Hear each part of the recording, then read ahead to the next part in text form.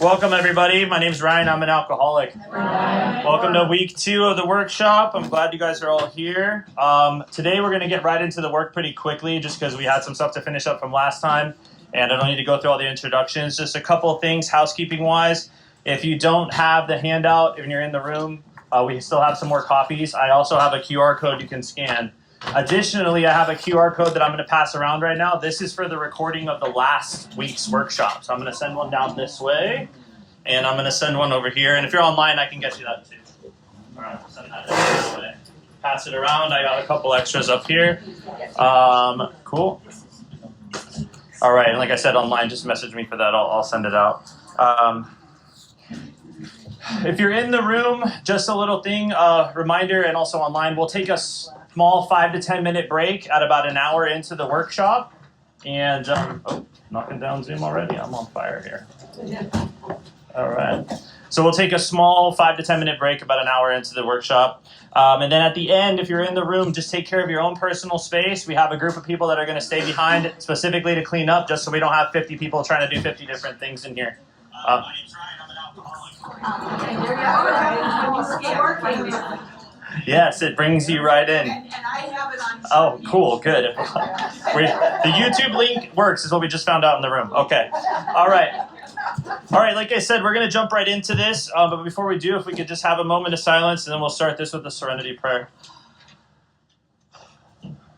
God, grant me the serenity to accept the things I cannot change, courage to change the things I can, and wisdom to know the difference. All right, we left off. I was still finishing up the end of step 1, and I do want to kind of finish that today. We're on page 36 in the book, 4th edition again.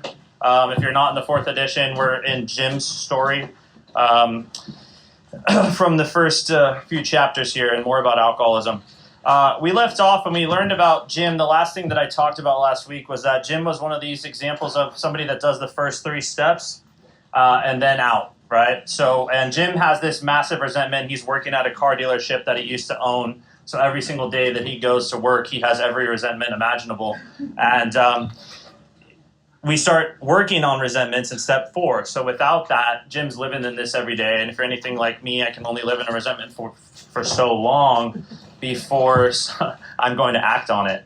What page are we on? We're on page 36. 36 in the room. So it's a really awesome place to start today because there's something on this page here in italicized text that, and if, I mentioned this last time, anytime the book uses italicized text, I'm going to treat it like a neon sign. And there's a few neon signs on this page. The big one is this paragraph that starts with this extremely important word, a word that actually produces a little fear in me, but in a positive way. It produces fear in me because I respect it greatly today. And it's this simple word at the beginning of this paragraph, suddenly. I desperately need a defense against suddenly, and I don't have that on my own. And it's a very dangerous thing because I describe it like this. Has anyone ever found themselves drunk suddenly with no intention to start drinking at all, right? So this is what happens to Jim. He suddenly has this alcoholic idea. Suddenly, the thought crossed my mind that if I were to put an ounce of whiskey in my milk, it couldn't hurt me on a full stomach. Only an alcoholic would say something like that. No normal person would ever need to rationalize that idea. I ordered a whiskey and poured it into milk. I vaguely sense I was not being any too smart. So there's the think through the drink idea again, right? Like he's even thinking through it and he knows it's a bad idea and he's about to do it anyway. But felt reassured I was taking the whiskey on a full stomach. The experiment went so well that I ordered another whiskey, poured it into more milk. That didn't seem to bother me, so I tried another. And then he's back in the nut house, right? That simple, sudden idea of I can just put whiskey in my milk. And for me, suddenly is another example of at certain times, right? I'm an alcoholic. We talked about last time. If I have the craving, if I have the allergy, all it takes is one, and I could be off to the races. So I can't work with 99%. I can't work with 95%. I can't work with 90%. I surely can't work with anything less than that. I need something that works 100% of the time because all it takes is one for me.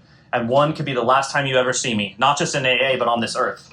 And I've seen that happen way too many times with people, especially people that have been sober for a while, then they go back out. There's no guarantee I'm coming back. So I need to stay. And how I do that is through a higher power being my defense. And that's kind of what we're leaning towards here.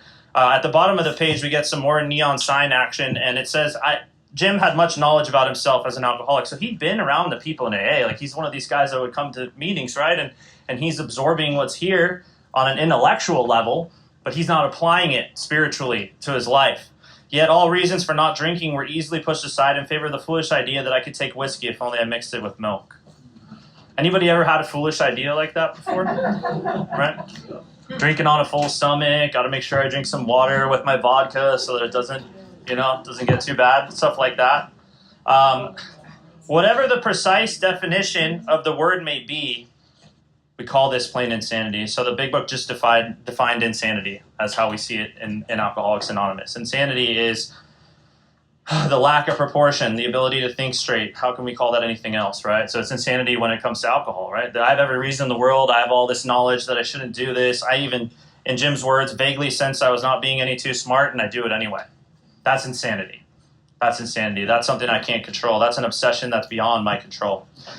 All right, so again, these stories all kind of point out the lesson, right? And Jim's lesson is there's two. One is he's a 1-2-3er, so the first 3 steps are not going to be enough. I'm going to need the full recipe, right? And the second lesson is I need something that works for me 100% of the time. I have no mental defense against the first drink, is what Jim's story highlights. He knew about this, and he still drank anyway. Next, we get the Jaywalker story, and in the interest of time, I'm not going to go through this today, but if you turn to page 38, I'm going to point out something about this Jaywalker story. There's a couple paragraphs there. About 2/3 of the way down the page, you're going to get this paragraph that says, you may think our illustration is too ridiculous. The book's going to tell me what to do with this Jaywalker story, because as it sits, just like a person running in front of a bus, sounds kind of crazy. But listen to what the book says to do with this story. But is it? We who have been through the ringer have to admit if I substituted alcoholism for jaywalking, the illustration would fit me exactly. Go through that Jaywalker story with yourself, with your sponsees, and replace everything about jaywalking with alcoholism and the penalties of alcoholism and see if that fits for you. I find that it does. However intelligent I may have been in other respects where alcohol was involved, I've been strangely insane, so it's bringing up that idea of insanity again, right? It's strong language, but isn't it true? Now we get a very interesting paragraph that kind of just is thrown in here. Nothing's really thrown in the big book, but this paragraph is if anyone's ever heard of the yets, this is the yets, this next paragraph. Listen to this. Some of you are thinking, yes, what you tell me is true, but it doesn't fully apply.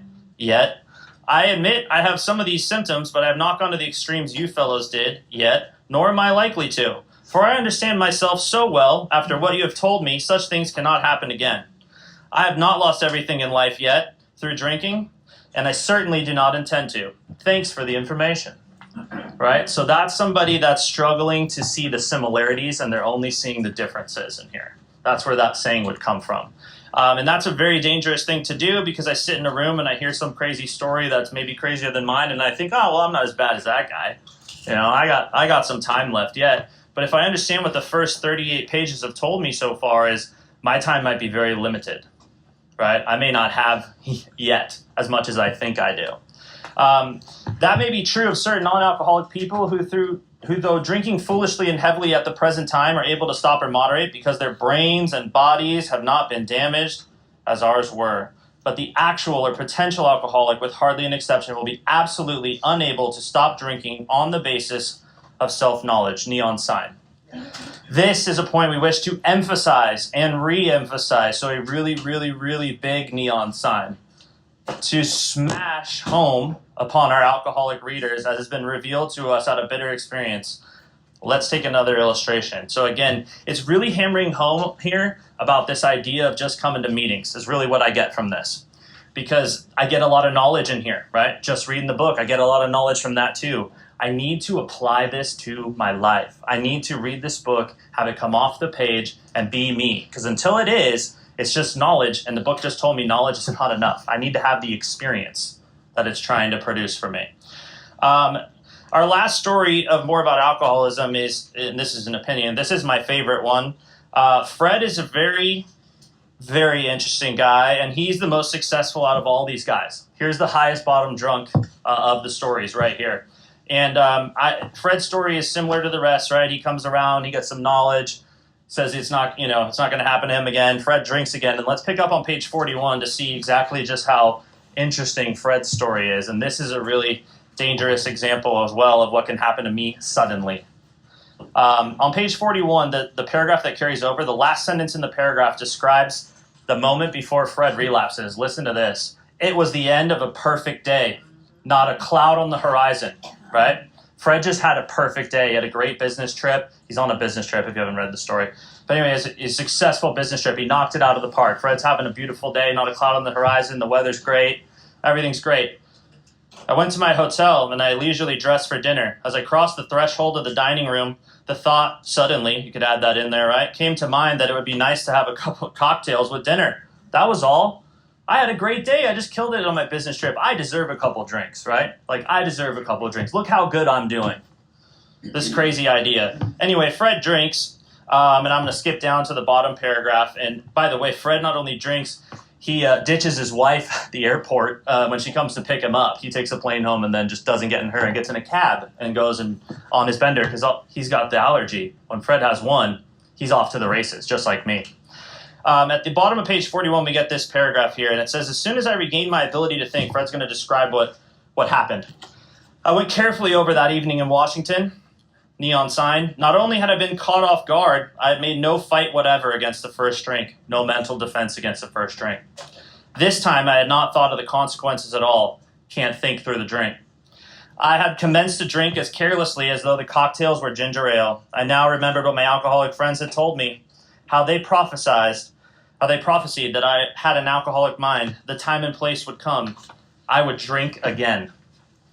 That's a very powerful message that kind of sums up the obsession part of alcoholism. I'm going to drink again, and I don't have a choice in the matter.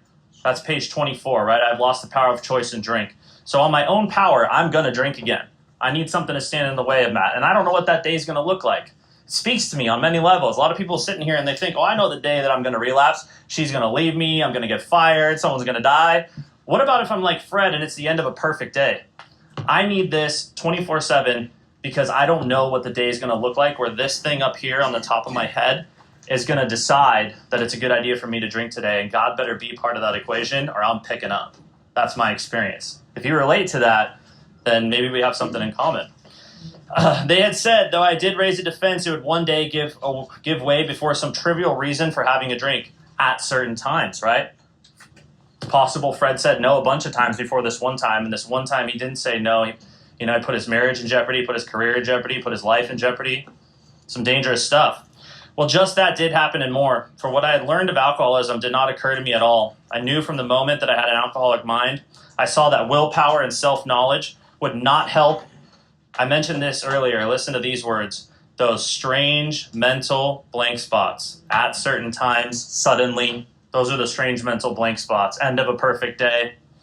I had never been able to understand people who said that a problem had them hopelessly defeated, complete and incomprehensible demoralization. That's what that is. That's hopelessly defeated. I knew then it was a crushing blow. 2 of the members of AA came to see me. They grinned. I remember people smiling when I first came into AA. I didn't like that so much either, which I didn't like so much, and then asked me if I thought of myself an alcoholic, and was I really licked this time? I had to concede both propositions. That's the idea, right? I have to, do I believe I'm an alcoholic, and am I done? Because without that, not a lot anybody can do for me. I'm going to skip down to this next paragraph. It says, they outlined the spiritual answer and program of action, which 100 of them had followed successfully. That's this book. This is the spiritual program of action that 100 of them had followed successfully. Bottom of page 42, I'll give you an opinion, my favorite line in the entire big book. And why? Because this is me. Quite as important was the discovery that spiritual principles would solve all my problems. Fred's experience is just like mine. This has gone way beyond just solving the drink problem for me, and it's done a wonderful job at that. But these spiritual principles that are outlined in that program of action that they proposed to him and that has been shown to me have solved all the problems in my life. And that is a powerful spiritual experience. That will keep me coming back. All right. Page 43. the last paragraph sums up the first 43 pages, and then we're going to get a second summation on the next page after that. But the last paragraph on page 43, listen to this. Once more, in case I haven't heard this already, the alcoholic at certain times has no effective mental defense against the first drink. Except in a few rare cases, neither he nor any other human being can provide such a defense. His defense must come from a higher power. Consider some other human beings. My sponsor, people in meetings, my therapist, my doctor, my family, my kids. If you got those, anybody tried to stay sober for their kids before and then drink again? It happens all the time in here. No human power can stop me from picking up a drink in those strange mental blank spots.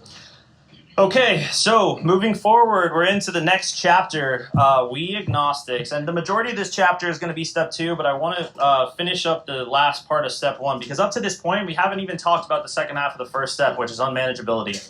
And there's some stuff in this chapter that really speaks to that idea. But first, we get another summation on 44. One of the best descriptions of the first half of the first step for me, and this is what it says. It's the third sentence on the page. It says, if, when you honestly want to, you find you cannot quit entirely, or if when drinking you have little control over the amount you take, you're probably an alcoholic. If that be the case, you may be suffering from an illness which only a spiritual experience will conquer. No control, no choice, no power, no human power. I must have a higher power to stand in the way of me in a drink. And that's what my experience abundantly confirms for me over and over again. Got to ask yourself if that's you. Got to ask yourself if that's you. All right. So I'm going to come back to some of this stuff on 44 and 45. I want to talk about this one paragraph on 45. It's the second paragraph down. It says lack of power, because we're going to talk about unmanageability here for a second. Lack of power.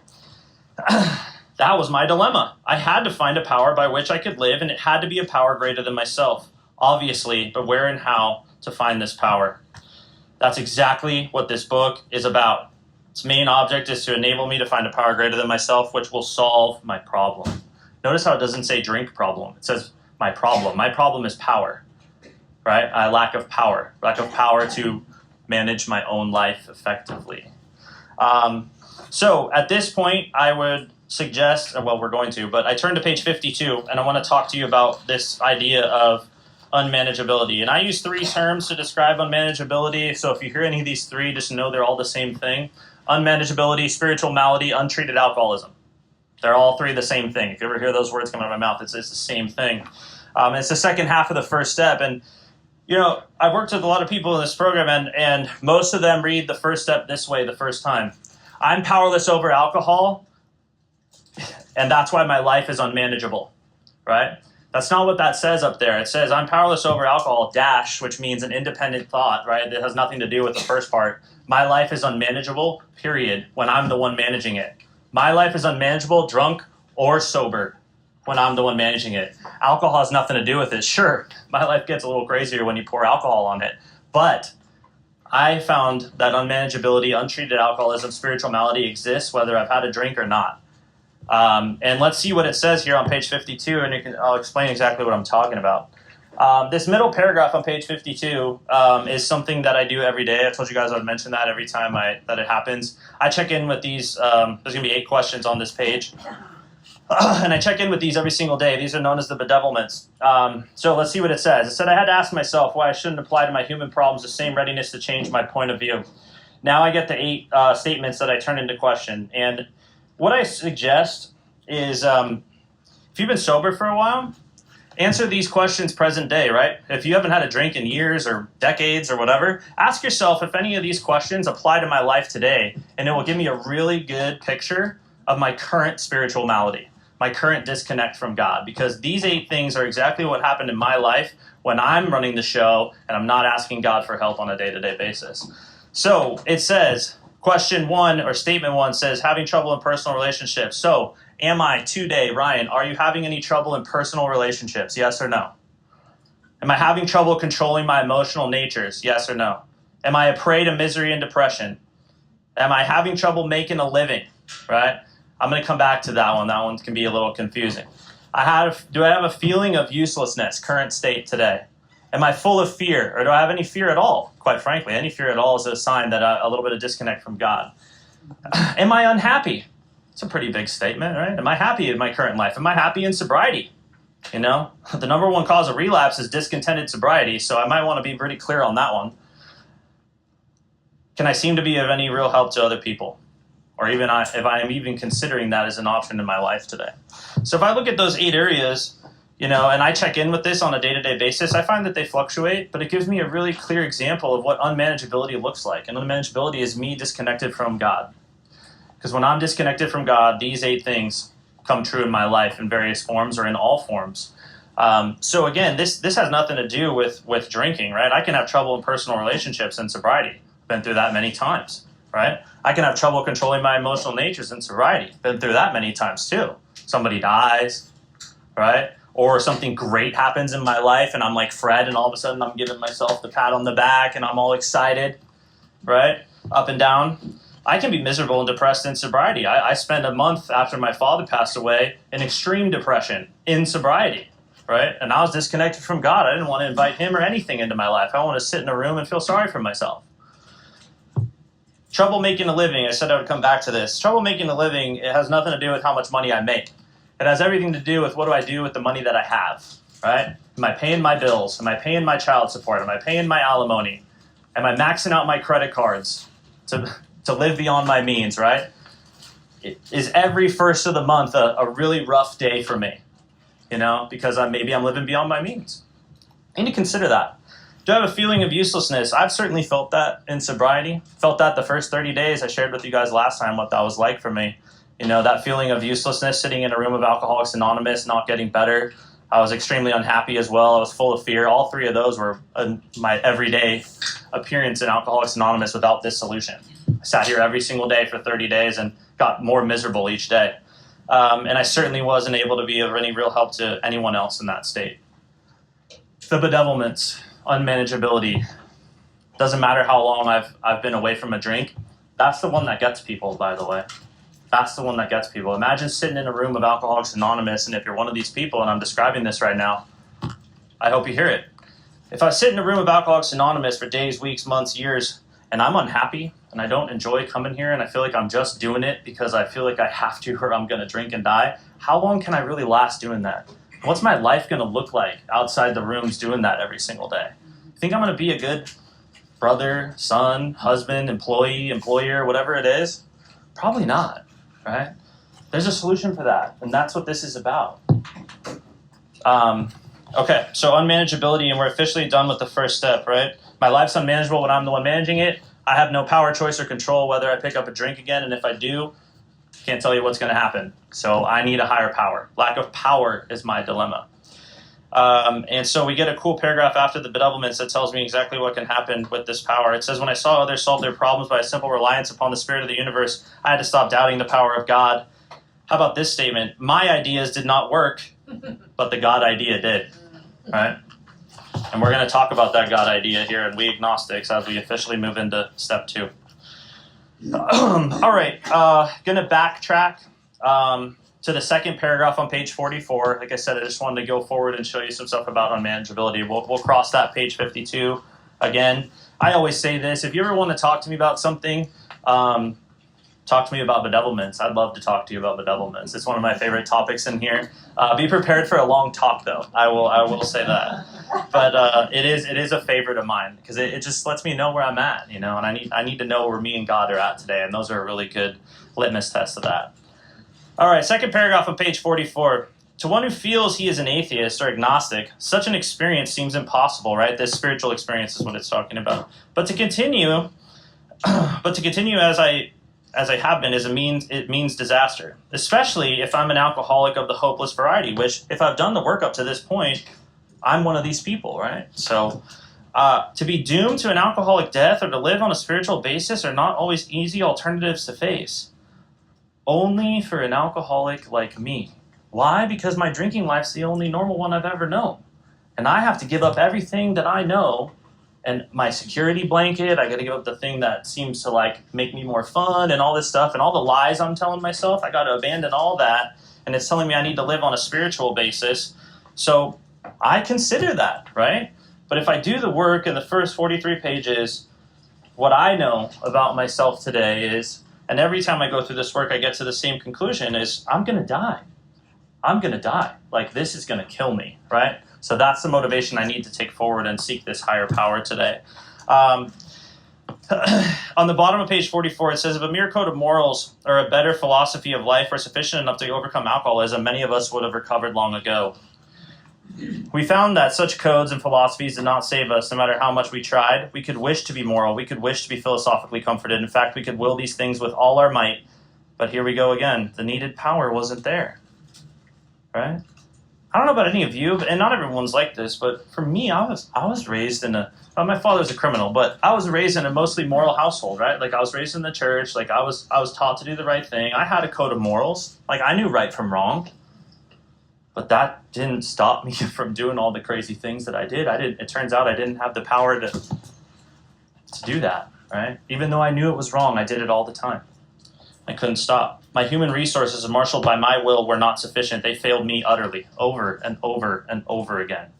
And the biggest one was at the end when I wanted to stop drinking. Like, I knew that I needed to, and I really wanted to. Like, you could have hooked me up to a poly, and I would have passed saying I wanted to quit drinking. I still couldn't do it. Still couldn't do it.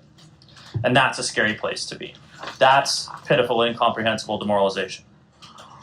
All right, I'm going to skip forward to page 46. And again, if you weren't here last time, I do skip around just because if we went through every line on every single page, we'd need about 40 of these workshops. So in the interest of time, I do skip around. It's up to you to read in between, and I'm just going to highlight some main points that kind of talk about this idea. On page 46, the first full paragraph says, yes, we of agnostic temperament. It says, yes, we of agnostic temperament have had these thoughts and experiences. Let us make haste to reassure you. We found that as soon as we were able to lay aside prejudice, and I would highlight that word, the most popular word in we agnostics, outside of, the small 3-letter words that you see everywhere on every page, but that word is going to come up 7, 8, 9 times in the next 10 pages. As soon as I was able to lay aside prejudice and express even a willingness to believe in a power greater than myself, I commenced to get results, even though it was impossible for any of us to fully define or comprehend that power, which is God. That is a powerful paragraph. So what it just told me is my problem is prejudice, right? And I actually have a prayer on this packet that we'll say together that I do to help set aside my prejudice every single day. I said every single morning before I even try to talk to God, because what I'm struggling with is what everything I think I know up to this point, and if I want to have a new experience today, I need to set aside my prejudice, which is everything I think I know. And then it says even a willingness, so willingness, right? Prejudice, willingness, and then it says I don't need to define or comprehend that power, which is God. And I know a lot of people that spend a lot of time trying to do that, and the big book just said, I don't really need to do that. So maybe just relax and kind of take it easy, Ryan. Just like let it come. Anyway, I would like to say this prayer that I put on your packet together, and this was shown to me, and it helped me get to a place where I could set aside my prejudice, right? So it's the set aside prayer. There's a lot of different versions of it. If you find it online, you'll see a lot of different ones, but here we go. God, please help me set aside everything I think I know about the steps, the big book, my own recovery, and most of all you, so that I may have a new experience with the steps, the big book, my own recovery, and most of all you today. Amen. That's what I chase one day at a time, is a new experience with my Creator. And as I'm going to explain as we go through this, that was not my idea of what I wanted to do when I came here. I thank God and message in this book for that today. And a lot of that happened in this chapter specifically. This is the chapter that helped introduce me to the idea of God and help break down some barriers. So if anyone's in here struggling with some barriers around them and a higher power or that 3-letter word, a couple of suggestions I have. One of them, and it's going to talk about this later in the book, but one of them is big. Do not let the word get in the way of the meaning. If that word God is like the book shutting on me, consider this. There is going to be about 20 different terms that this chapter is going to use to describe that 3-letter word. So that tells me, call it whatever you want, right? They're going to show up in the middle of sentences. They're going to be capitalized. They're going to be things like creative intelligence, higher power, God, spirit of the universe, stuff like that. So if you want to make note of those as you go through, just know, like, do not let the word get in the way of the idea, right? And the idea is I have to find a power by which I could live, and it has to be a power greater than myself. Call it whatever you want. Now, this next paragraph also opens a lot of doors, right? Much to my relief, I discovered I did not need to consider another's conception of God. Maybe make a note of that, right? A lot of people come in here with a lot of different conceptions of God from their childhood, and then I come in here and I hear a lot of different other conceptions from everyone else. This is a personal journey. Call it whatever you want. Call it whatever you want. I'll give you an exercise to do with this as well. My own conception, however inadequate, that's an important idea, right? I don't have to define or comprehend it. It can be this really simple concept. And if you've been around here a while, you've probably heard some really simple concepts of a higher power. And hey, if it's working for you, more power to you. Was sufficient to make the approach and to effect a contact with him. There's another word that they used to call God. Change it to her if that makes you more comfortable too. Or whatever. Pick a pronoun. As soon as we admitted the possible existence of a creative intelligence, another term, spirit of the universe, another term, underlying the totality of things, listen to this. Anybody need some of this? I began to be possessed with a new sense of power, direction, provided I take other simple steps, the rest of the steps.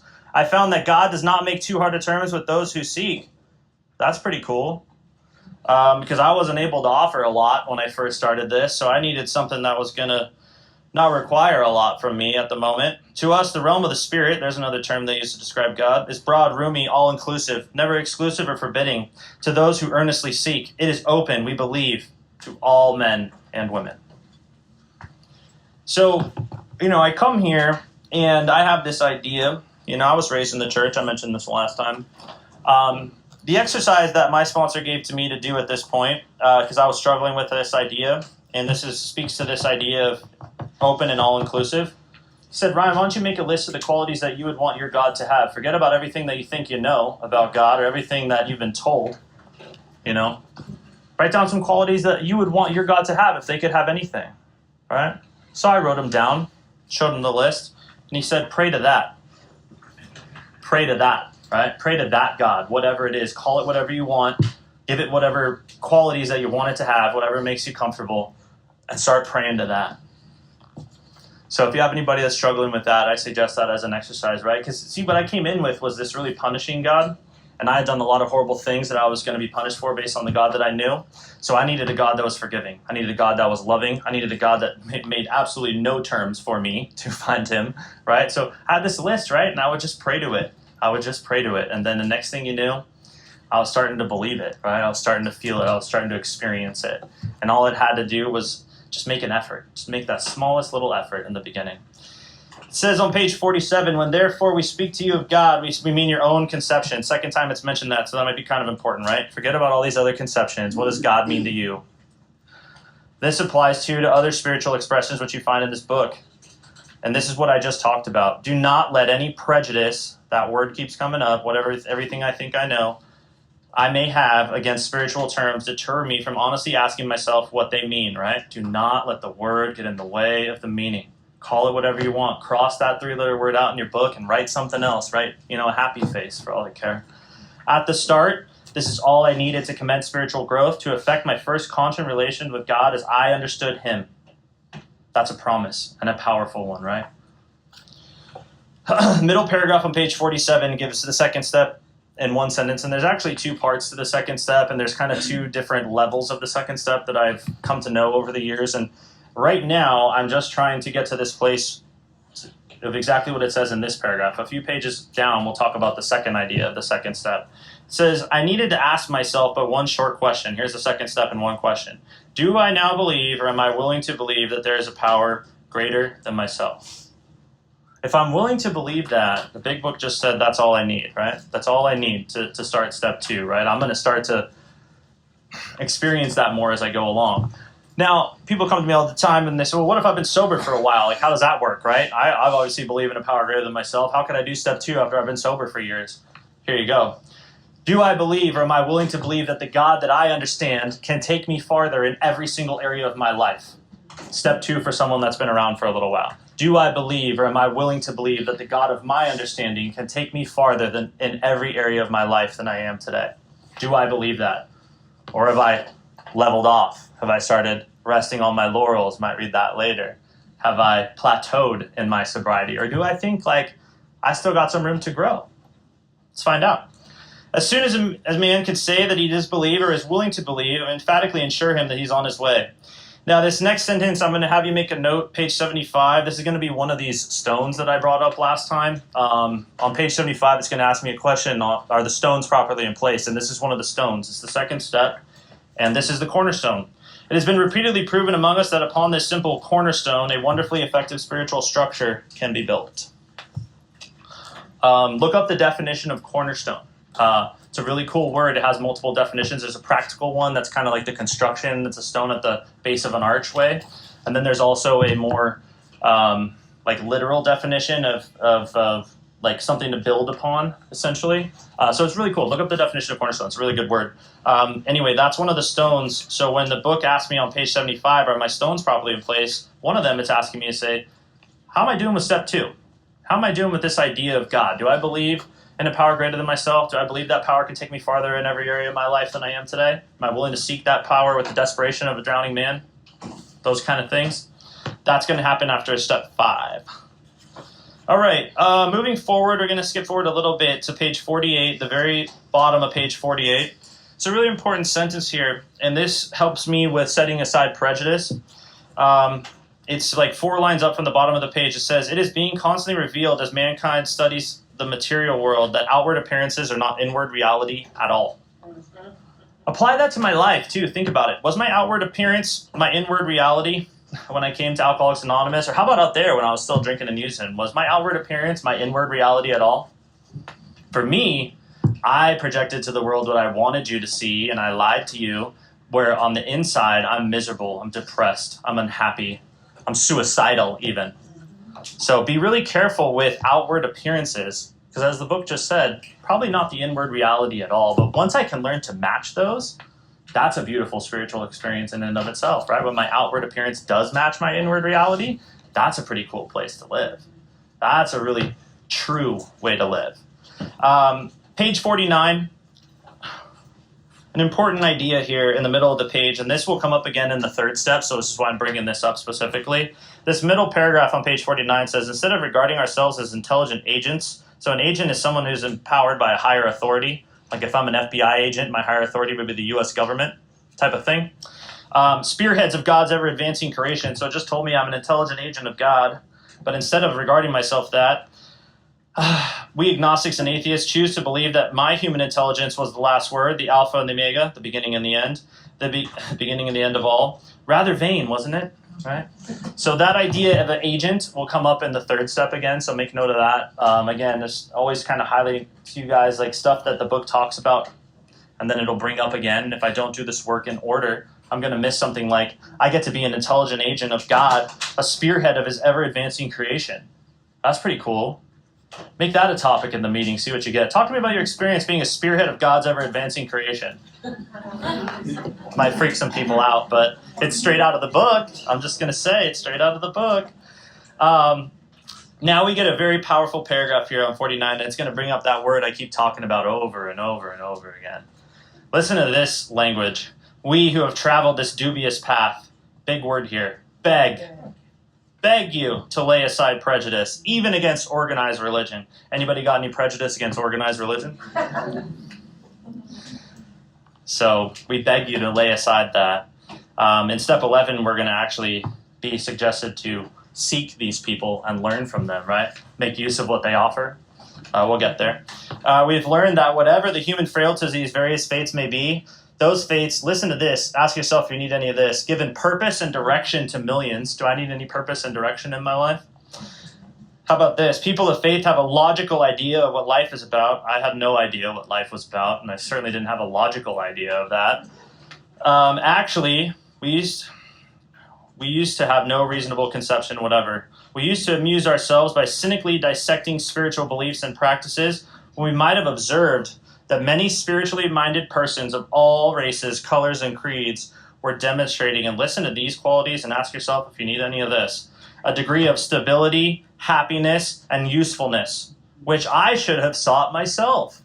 So again, and it's going to go into this, we'll continue because the next page is really going to hit on this, right? The very next sentence tells me what I've been doing wrong for a really long time. And this was me 100%. And this could be you too. It doesn't have to be, but this is absolutely me. Instead, I looked at the human defects of these people, one crazy person, one crazy Christian, or one crazy Muslim, or a small group of them. And I looked at the human defects of these people and sometimes used their shortcomings as a basis of wholesale condemnation. So I take the whole thing down because of one or two things that I see, or maybe one defect in someone who associates themselves with the church, and I'm saying they're all like that, they're all crazy, I don't want anything to do with it, they're full of it. That's pretty crazy, right? I talked of intolerance while I was being intolerant myself, right? I was being a hypocrite for a really long time, right? I wanted tolerance, I wanted love, I wanted acceptance, but what am I doing? Condemning everyone else, anyone that believed in any kind of religion or faith, or if they didn't align with me politically, or they didn't align with me socially, or whatever the case may be. I wanted tolerance, but I was practicing intolerance myself. No wonder I didn't get any back, right? No wonder I felt out of place. I'm the biggest hypocrite on the planet, right? And I'm like the most selfish hypocrite as well, so that's a rough one. I missed the reality and the beauty of the forest because I was diverted by the ugliness of some of its trees. If you're a daily reflections person, that's that's directly out of one of the daily reflections. I never gave the spiritual side of life a fair hearing, right? So again, I see a few ugly trees in the forest, and the whole forest is useless to me. I see a couple kooks, in the church, and now all of a sudden everything the church has to say is useless to me. That's a me problem. One thing I like to point out to people is, I've never really met anybody that has a true like God problem. And again, it can be in there. But really what I have is an ego problem, right? I don't have a God problem. I have an ego problem. And I need to learn how to set that aside, right? And instead of looking at these people a certain way, consider there's another way to do this. And how I learned to do that? Well, the 4 steps are a really good way to learn to do that. We're going to get into that today, right? Changing my point of view, looking at these people in a different light. All right, now we get a couple of the most powerful paragraphs in the book back to back on page 50 and 51. Skipping down from what I just read, one paragraph, it says, on one proposition, however, these men and women are strikingly agreed. So it's talking about the first 100, right? The people that have this solution, spiritually minded people at this point. Every one of them, with no exceptions, every single one of them, has gained access to and believes in a power greater than himself. This power has in each case accomplished the miraculous. Anybody need the miraculous in their life? Maybe like staying away from a drink for the first time ever. The humanly impossible, which it just told me I can't stay away from alcohol on my own, right? Can't manage my life on my own, so that's a humanly impossible thing for me. As a celebrated American statesman put it, let's look at the record. Here are thousands of men and women, consider when the book was written, it's millions today, worldly indeed, they flatly declare that since they have come to believe in a power greater than themselves, to take a certain attitude towards that power, that's step 2, right? Believe in the power, take an attitude towards it, that it could restore me to sanity, that's the attitude. And do certain simple things, the rest of the steps. There has been a revolutionary change in their way of living and thinking, spiritual experience. In the face of collapse and despair, ask yourself if you felt any of this. In the face of collapse and despair, in the face of the total failure of their human resources, they found that a new power, new peace, new happiness, a new sense of direction flowed into them. This happened soon after they wholeheartedly met a few simple requirements. There is only one requirement to be a member of Alcoholics Anonymous, and it is a desire to stop drinking. There are many requirements, it just said right here.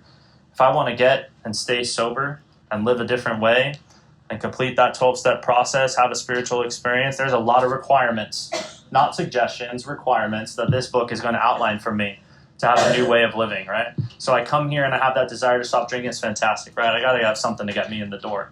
But if I sit around long enough and think that that's going to be enough to keep me here and sane, in my experience, that does not work. I'm going to have to meet a lot of other requirements that this book just mentioned. And we're going to talk about them. There might be 12 of them. Could be more. Once confused and baffled by the seeming futility of existence, they show the underlying reasons why they were making heavy going of life.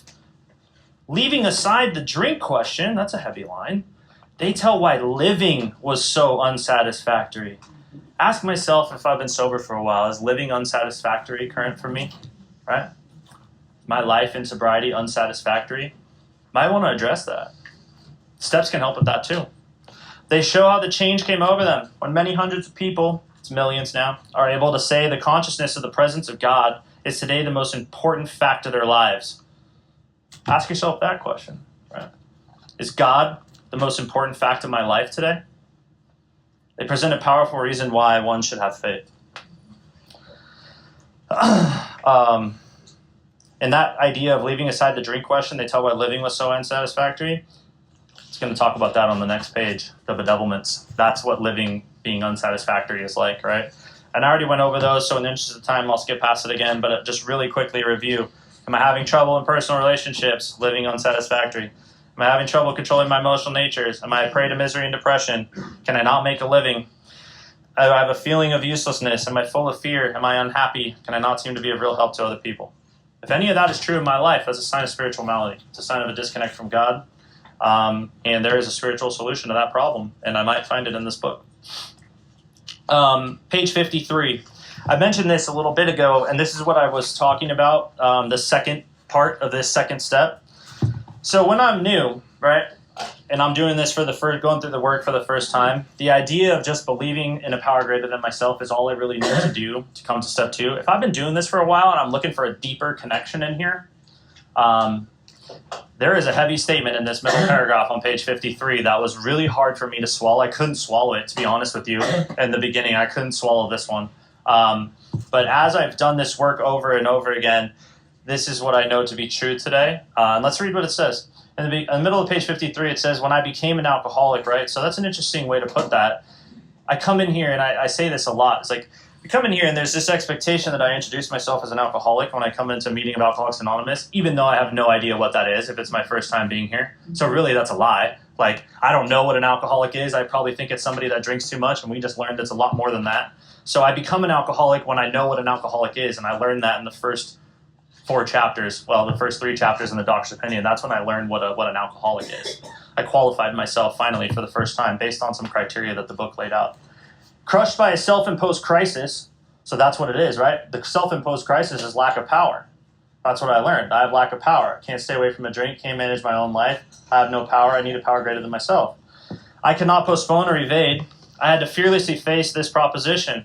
And here's the proposition. God is everything or else he is nothing. That's a heavy statement. God is or he isn't. What's your choice to be today, Ryan? So again, if I've been doing this for a while, that's the one I come to, right? If I have no problem with believing in a power greater than myself, can I answer this question truthfully? Is God everything? Or a better way to say that is, am I willing or am I currently inviting God into every single area of my life? The third step on the wall, which we're about to be there in a second, so I'll bring this up. Third step on the wall uses the plural version of the word life, and it says lives. It says I make a decision to turn my will, singular, my will, and my lives, plural, over to the care of God as I understood him. So what are my lives, right? My AA life, my financial life, my romantic life, my friend life, my family life. Pick one. My political life, my religious life. Am I willing to turn all those lives over to the care of God and truly make God everything? Or am I going to reserve the right to take care of some of those myself and play the game of Ryan's will today?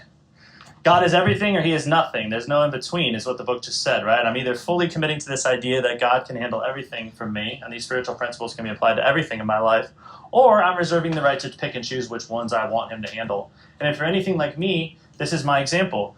When I first did this work, I realized something about myself, and this is the first time I went through, was I turned my alcoholic life, my drug addict life, and my criminal life over to God, but I reserved the right to take care of my finances and my relationships and my family and like all this stuff. And as you could probably guess, a lot of that went pretty haywire pretty early on in sobriety for me. And that's when I came to the realization, God has to be everything or else he is nothing. No middle of the road solution. No half measures. Page 54.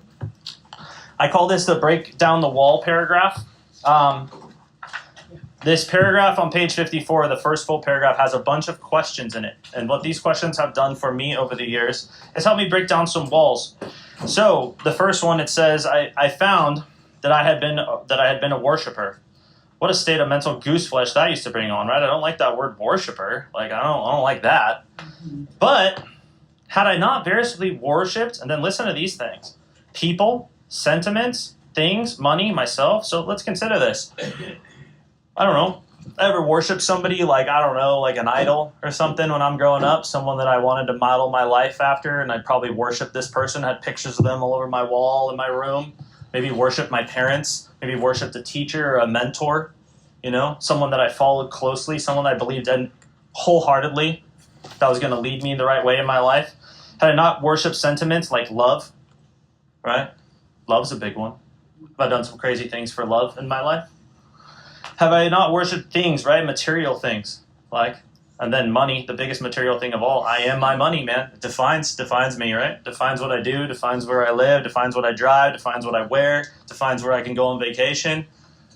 Have I done anything crazy in the pursuit of money in my life? Have I worshipped money? Have I turned my will and my life over to money at any point in my life, right? And chased that above all else. Put my job and my career above everything else in my life. Put that paycheck right at the top of the list, most important thing. And then myself. That one was hard, but what do I do every time I pick up a drink? Who am I worshiping then? Myself. Right? It's the most selfish and self-centered thing I could ever do. Look what it leads to. We made that list of 10 things, what happened when I drink. None of it's good. Hurts a lot of people, puts a lot of other people in harm's way. So every time I pick up a drink, I'm worshiping myself.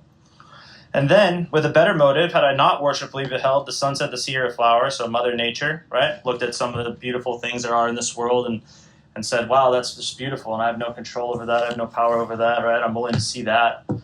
Had I not loved something or somebody, so there's that sentiment, that's a big one. How much did these feelings, these loves, these worships have to do with pure reason, right? So this is for the atheists or agnostics that's really struggling with this idea of this crazy spiritual idea, but I got to ask myself these questions. Is this happening in my life, whether I'm atheist or agnostic or not? I'm worshiping things and I'm not even realizing I'm doing it. So now it's telling me that I'm going to die, or I can ask a spiritual solution for help, and I'm going to close my mind to that, but I'm willing to open my mind and worship all these other things. Again, breaking down walls here. Little or nothing we saw at last. Were not these things the tissue of which our lives were constructed? So ask myself that question. All that stuff I just listed, does that apply to my life? Have I done any of that? Did not these feelings, after all, determine the course of my existence? Did not any of that determine the course of my existence? Like that idol that I followed? Didn't I do everything that person did? For me, it was always an athlete, right? It was Tiger Woods, and then it was Kobe Bryant, and it was I wanted to be a golfer, and I wanted to be a basketball player, and then I got older and realized I couldn't jump, and I couldn't keep the ball in play, so I had to find something else to do. It was impossible. It was impossible to say I had no capacity for faith or love or worship in one form or another. I've been doing it my whole life. I've been living by faith and little else.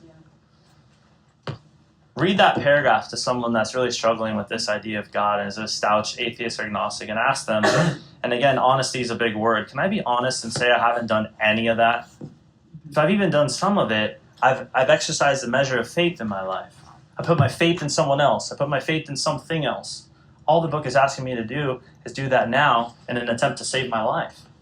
Maybe I become willing. Page 55. This is another page I read every single day, and this is the last part of We Agnostics that I'll touch on. So this is a powerful page, 55 here. Second paragraph down says, actually, we were fooling ourselves, for deep down in every man, woman, and child is the fundamental idea of God. Some of those questions on 54 will help me understand that idea. It may be obscured by calamity, right? By problems, by pomp, by prejudice, by worship of other things, that list of things on 54.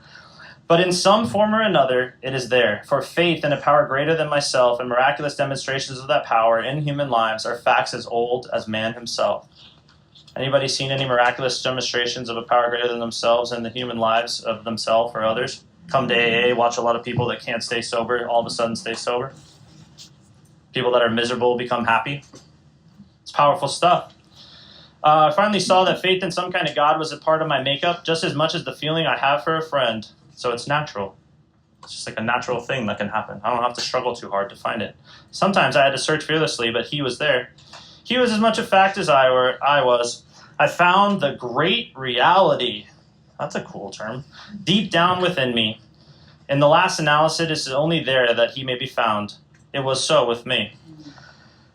Now, this is the paragraph specifically that I read every single day because I need this. And it actually gives me this idea. And maybe make a note 11th step next to this, and I'll show you what I mean by that. It says, we can only clear the ground a bit if my testimony helps sweep away prejudice, enables me to think honestly, encourages me to search diligently within myself. Then, if I wish, I can join you on the broad highway. With this attitude, that's the word specifically that'll relate to the 11th step. You cannot fail, Ryan.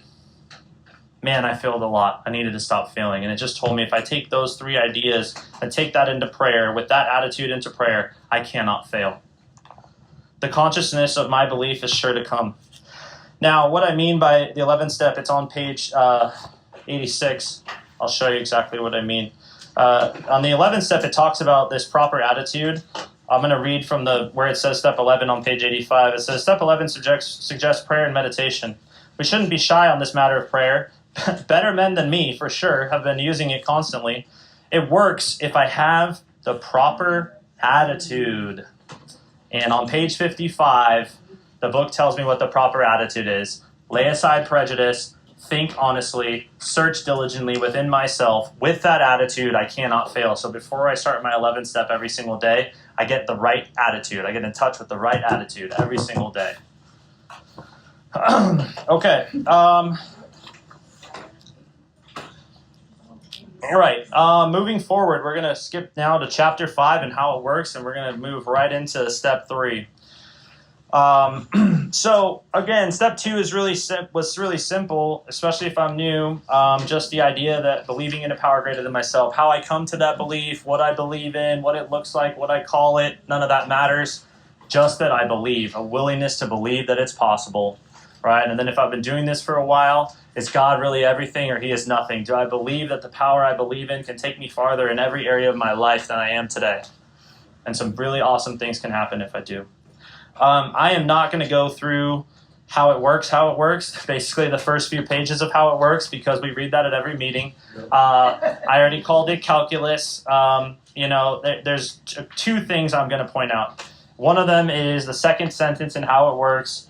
It says, rarely have I seen a person fail who's thoroughly followed our path. Those who do not recover are people who cannot or will not. Consider the idea that cannot was put in there. The real answer is will not. AA is full of will nots. Cannots are almost non-existent. I heard a story once from a man that had 40 years of sobriety, worked with thousands of alcoholics. He said he'd seen 2 in 40 years. Both of them had an extreme mental physical trauma. They were both boxers, he said. So everyone else that guy had met is a will not, right? So if I'm sitting here saying I'm a cannot, it's probably because I'm a will not, and cannot's the easier, softer way, right? So consider that, right? And then it says... the next thing is, it uses this word beg again. Second time it talks about beg. It's in we beg of you to be fearless and thorough from the very start. Urgency, not take my time, not sit around and wait for miracles to happen, not keep coming back. Be fearless and thorough from the very start, which means get in this book and do the work with somebody that's done it before or I might die. Okay, then it gives me the steps, and we'll move on to page 60. And I just want to talk about the ABCs, and then we'll take a break, and we'll come back and we'll hammer through steps 3, and then we'll get through a good chunk of 4. I might have to save some for next time, which is fine. It always happens that way. The ABCs. So I need to believe these because the sentence after the ABCs says being convinced I was at step 3. So I need to be convinced of these ABCs to go to step 3. Here they are. A and B are both step 1, by the way. A, that I was alcoholic and could not manage my own life. Step 1, do I believe that? Right? Am I convinced of that? That probably no human power could have relieved me of my alcoholism. Also step 1, am I in touch with that at this point? And if not, I need to go back through the work and examine some things again. And then step 2, C, God could and would if he were sought. And if you ever sit in a meeting next to me, you're going to hear me say the words, so seek. Right? Perfect time to take a break. We'll do 6 minutes. 6 minutes. 6 minutes. 10 minutes. 10 minutes. I got talked into it. 10 minutes. 10 minutes. We'll do a 10-minute break. 10-minute break. I was overruled. All right, welcome back. Let's start with a moment of silence again and the serenity prayer to kind of gather us back here.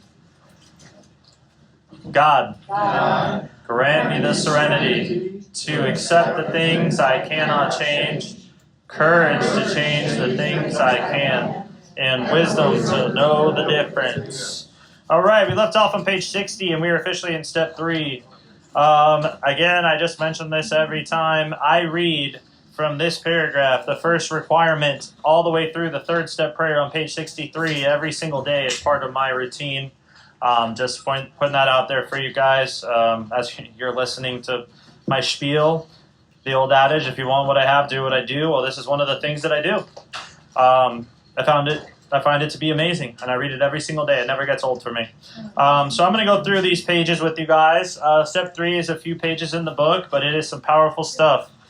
And so it says, after these ABCs, being convinced, I was at step 3, which is I discerned to turn my will and my life over to the care of God as I understood him. And again, I suggested the step on the wall talks about the idea of lives, right? Turning all of my lives over to the care of God. Everything, right? Not reserving the right to run certain areas of my life. I'm going to turn everything over to God.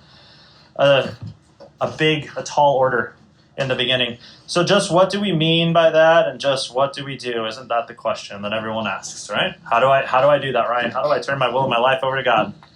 Well, the book's going to give me some pretty clear instructions on that one. And the first one is this.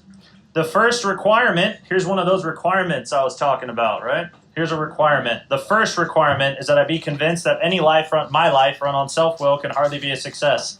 So, up to this point, I've taken a look at my life. I don't know about any of you, but I could definitely not call it a success, especially the first time that I went through this work. And it was run on my self-will. So am I convinced that my life run on self-will can hardly be a success? Yes, I am convinced. On that basis, now we're going to get a couple paragraphs here that are going to tell me what my life looks like. It's actually the next page and a quarter. This is what my life looks like run on self-will. So I'm just going to kind of read through this whole thing, and I'm just going to point a few things out along the way. But listen to what my life looks like run on self-will, because these pages describe me perfectly, and ask yourself if this is you. On that basis, I'm always in collision with something or somebody, even though my motives are good.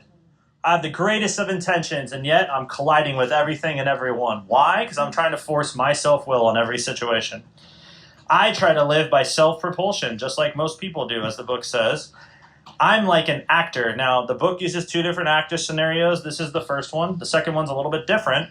This one is telling me that I'm the actor who wants to run the whole show. I'm forever trying to arrange the lights, the ballet, the scenery, and the rest of the players in my own way, right? So what's an actor's job? An actor is meant to act. A doer. Read the script, buddy. Follow instructions. Instead, I'm an actor who's supposed to be following the script, but instead I'm trying to be the director, the producer, the stage manager, the HR person, right? I'm trying to do everything. And then, this is how I get. If my arrangements would only stay put, if people would only do as I wished, the show would be great. So if you just do what I want you to do, everything's going to be fine. Everybody, so all of you guys, you're going to be better off, including me, of course. Everybody would be pleased. Life would be wonderful if you just do what I want you to do. I introduced this idea of unmanageability, right? So, well, actually, I'll talk about it now. If everything else and everyone else is the problem, does that sound like it's unmanageable to you? What if just I'm the problem, right? So in this scenario where I'm trying to arrange everybody and everybody else, and then they don't do what I want, guess who gets unhappy? I do. So here's how I get. In trying to make these arrangements, I may be sometimes quite virtuous. So again, I have the greatest of intentions. I just want you to be happy, and I want to be happy, and if you just do what I want you to do, we'll all be happy. You just need to understand that. I may be kind, considerate, patient, generous, so I will do anything to get you to do what I want you to do. I'll put on the happy face. I'll give you some cool stuff. Like, here's a cool thing. Now I need you to go do this for me. I may be modest and even self-sacrificing, right? Now, on the other hand, if you don't do what I want you to do, I may be mean, egotistical, selfish, and dishonest. So I'll do anything to get you to do what I want you to do when I'm trying to run the show. And then it tells me, but as with most humans, Ryan, you're more likely to have varied traits. So again, all of that can apply. And ask yourself if that's you, right?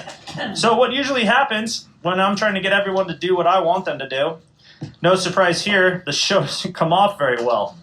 Imagine that. I begin to think life doesn't treat me right. So there's that beautiful self-pity. Well, they're just not doing what I want, so I'm going to feel sorry for myself now. Obviously, right? I decide to exert myself more. And now make a note of that sentence because that's where I sit at 6 years sober. Here's my biggest mistake. I always like to let you guys know the thing I do wrong the most. I exert myself more. If something happens that I don't like or something happens that causes me adversity, my instinct still today, after 6 years and the last 3 specifically of reading these pages every single day, my instinct is to exert myself more. What do I need to do instead? Trust God more. Right. Apply these principles more. Exert myself less. Try less, Ryan, not try more. But I like to run the show. I become, on the next occasion, more demanding or gracious as the case may be. So again, I will do anything to get you to do what I want you to do. Still, the play does not suit me, unmanageability. Admitting I may, here we go. This is an alcoholic thought. Admitting I may be somewhat at fault, a little bit. I'm sure that you people, the rest of you, all of you, are more to blame. I become angry, indignant, self-pitying. That sounds fun. Anybody ran into somebody that's angry, indignant, or self-pitying, like in the mirror? So now I get these questions, right? These are some interesting questions. So based on that equation, is my basic trouble everyone else and everything else, or is my basic trouble me?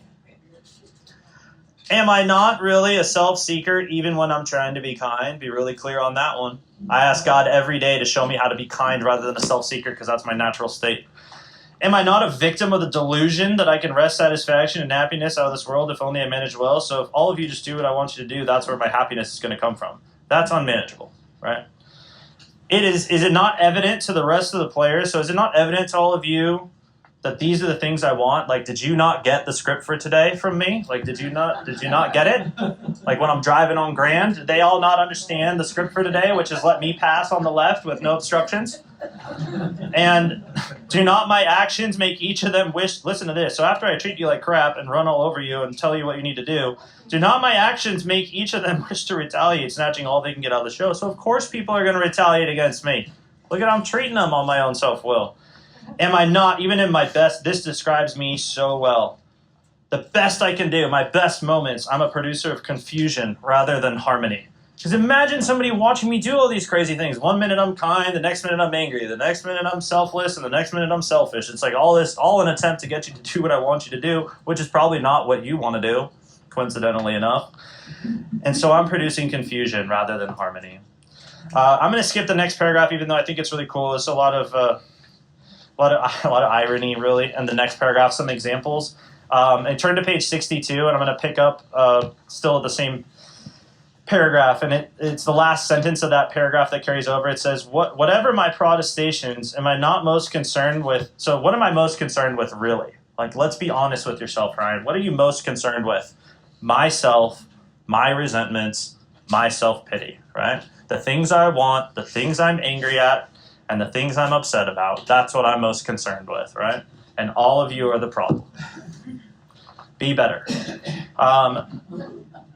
Now, 62 pages in, the book's finally going to tell me what's really, really wrong with me. Some big words here, and some very, very important paragraphs. Okay, Ryan, based on that equation, let's take a look at the mirror really quick. Selfishness, self-centeredness. That, I think, is the root of my troubles. And I just got a really nice description of what that looks like. Driven by 100 forms of fear, self-delusion, self-seeking, and self-pity. I step on the toes of my fellows and they retaliate. That's going to play huge. That sentence and this next sentence are going to play huge in the fourth step. Sometimes these other people, they hurt me seemingly without provocation. So it seems like I haven't provoked it or haven't done anything to deserve it. But invariably I find that sometime in the past I have made decisions based on self, which later placed me in a position to be hurt. So, those four beautiful qualities of fear, self-delusion, self-seeking, and self-pity. Imagine this idea, right? Someone described this to me once. He said, imagine you wake up, do your thing, you're about to walk, you walk out of your house, a car pulls up in front, you get in the car, and the driver turns around, and he says, hey, Ryan, I'm fear, I'm going to drive us today. How's that going to look? Or how about, hey, Ryan, I'm self-delusion. Buckle up, we're going for a ride today. Right? Or self-pity, or self-seeking. That's what that looks like. That's what my life run on my self-will is going to look like, right? And what do I do all day? Step on the toes of my fellows and they retaliate. Then I feel sorry for myself. I develop a resentment and I drink again. That's how that equation is going to look. All right. So after all that, maybe I'm willing to accept this sentence. And I didn't like this the first time I read it. But again, based on that idea of unmanageability, if everyone and everything else is the problem, that's pretty rough. What about this? My troubles, I think, are basically my own making. I'm my problem. They arise out of myself. Now we get the second definition of an alcoholic. I told you there was going to be two. Here's the second one. An alcoholic is an extreme, it's a two-part definition, by the way. Alcoholic is an extreme example of self-will run riot. That has nothing to do with drinking, by the way, in case you are unclear. That has nothing to do with drinking. And neither does this next part, even though I don't usually think so, right? Or that he usually doesn't think so. So that's the two-part definition. I am an extreme example of self-will run riot, and I don't think so. So self-will, and I'm delusional. That's the second definition the Big Book uses to describe an alcoholic, and it has absolutely nothing to do with alcohol. Has everything to do with what's going on inside of me. Now, here's an important one, and my sponsor looked at me and he said, what do you think they mean when they say above everything? Probably means above everything. Above everything, Brian, I must be rid of this selfishness. Then I get a prayer. I must, or it kills me. That's a pretty good reason to say this prayer. God makes that possible. So God, please remove my selfishness today. Please relieve me of my selfishness today. I do not want to die from being selfish today.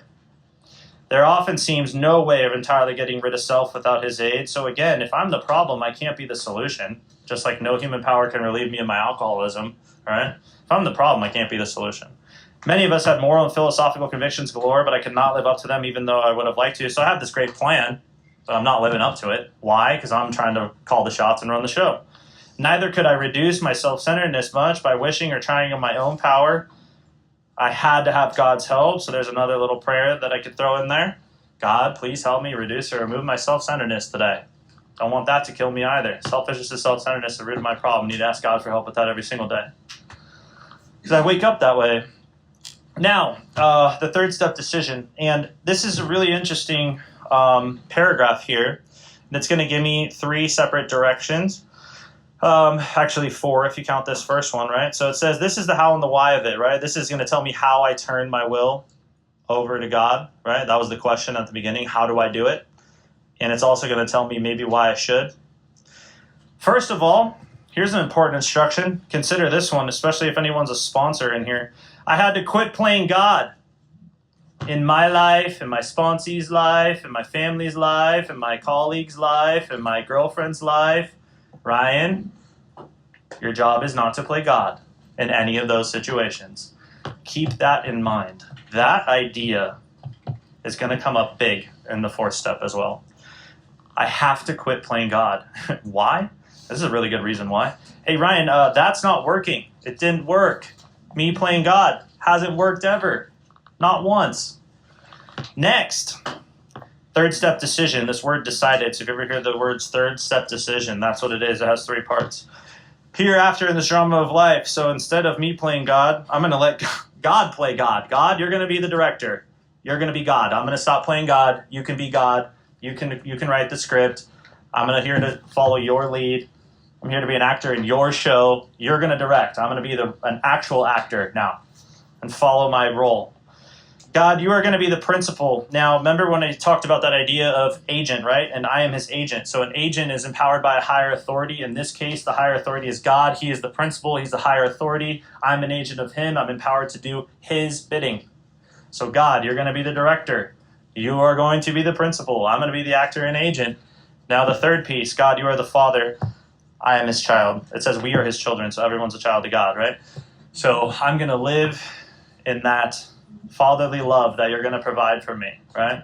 So God is going to be the director, principal, and father. I am going to be the actor, agent, and child, and stop trying to play God in my life and the lives of others. That is the third step decision. It says most good ideas are simple, right? So really the simple idea is to quit playing God and then use those three ideas to do that. In this concept, here's another stone, right, page 75, the keystone. Keystone's the third step, so it's one of those stones, right? So the keystone of the new and triumphant arch through which I pass to freedom. So if you're looking for freedom like me, the keystone is a key part of this, right? The third step decision. Now we get the third step promises. It's interesting to me. We read those 9-step promises at the end of a lot of meetings. Never hear these promises get talked about. And listen to how powerful some of these are. This is what I get if I do the third step. Now, disclaimer. These also take a lot of people out because these are awesome. And some really cool things can happen in my life. And my brain is going to, I think I'm really smart, right? I got a lot of self-knowledge as some of those guys in those first step stories had, right? I'm going to gain a lot of self-knowledge. I'm going to get some cool things. I'm going to be like Jim and maybe get my family back, but also lose my car dealership and have to go work at it. So when I take this position, this third step decision, all sorts of remarkable things followed. Here's a list of them. I had a new employer, so I'm not God anymore. God's my boss. Being all powerful, so I got to believe that, right? He's going to provide, God's going to provide what I needed. If I kept close to him, performed his work well, not Ryan's idea for the day, but God's idea.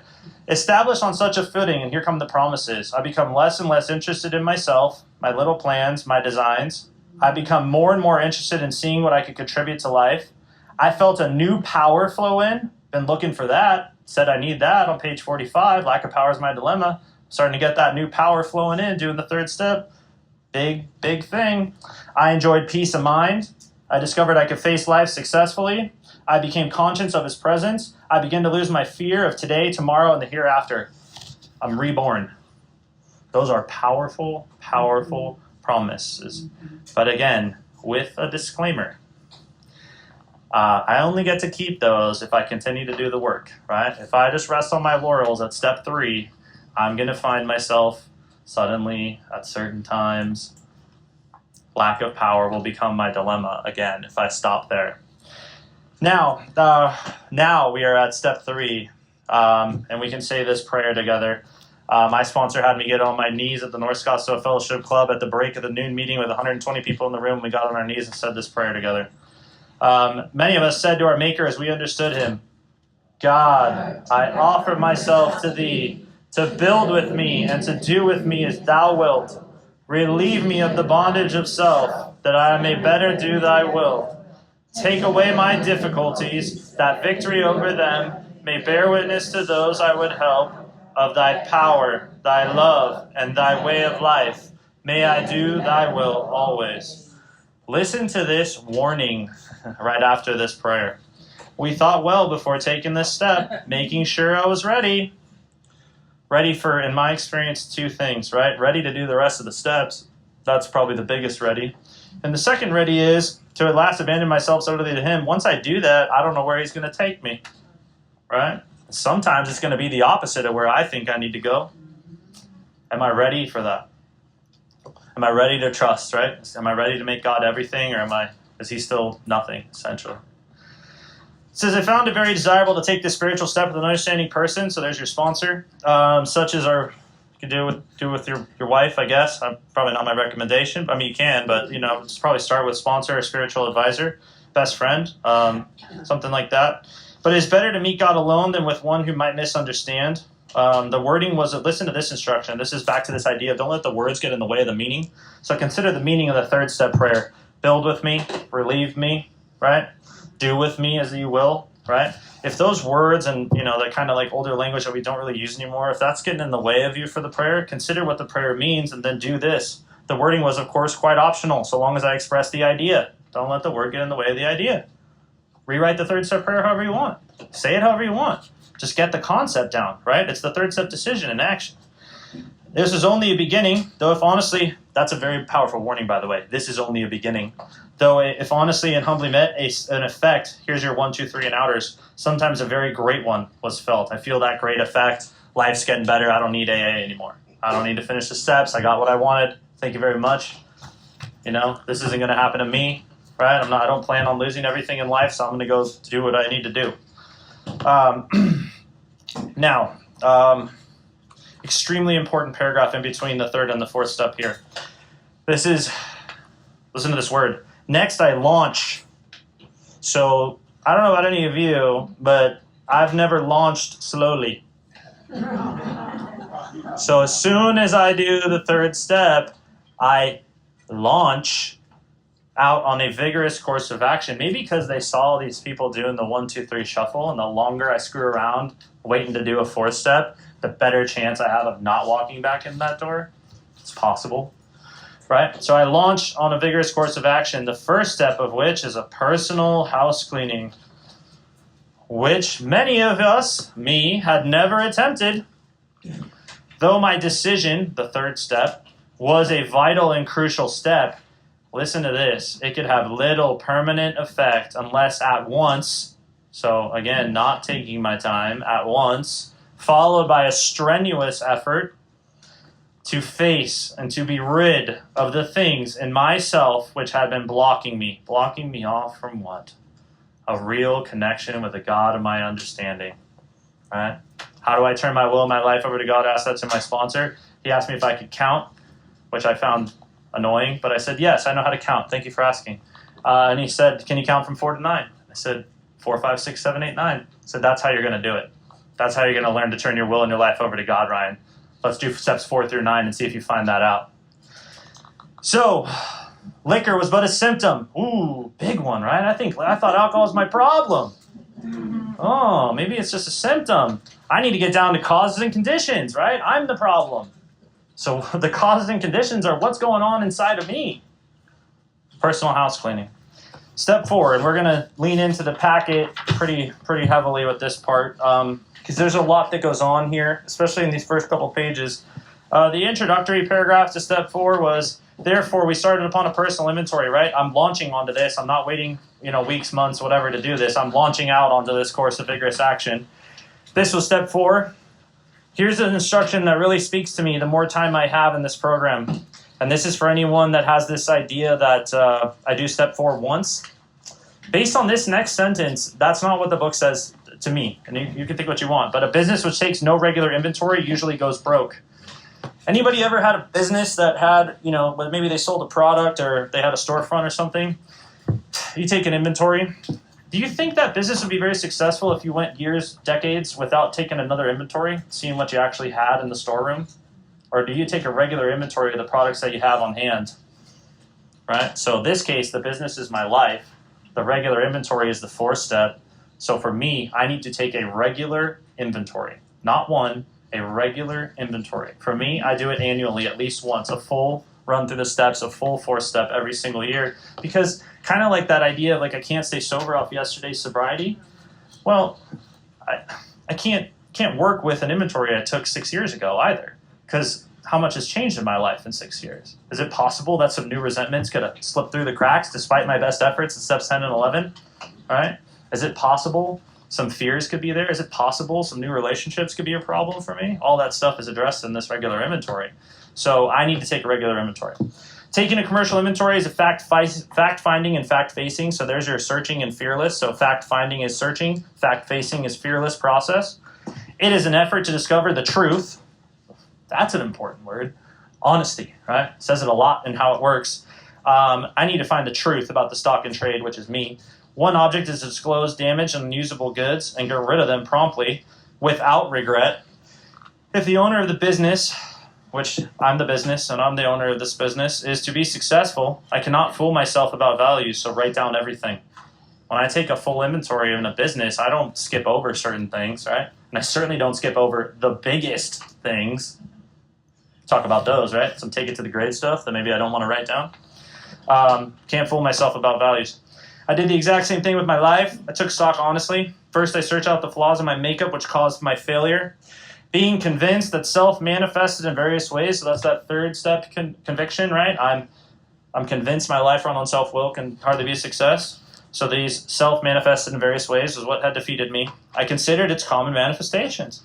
So it's going to give me 3 major manifestations. The 4th step has 3 inventories as outlined in the book. The first one is going to be the resentment inventory. That's the one everybody seems to know about.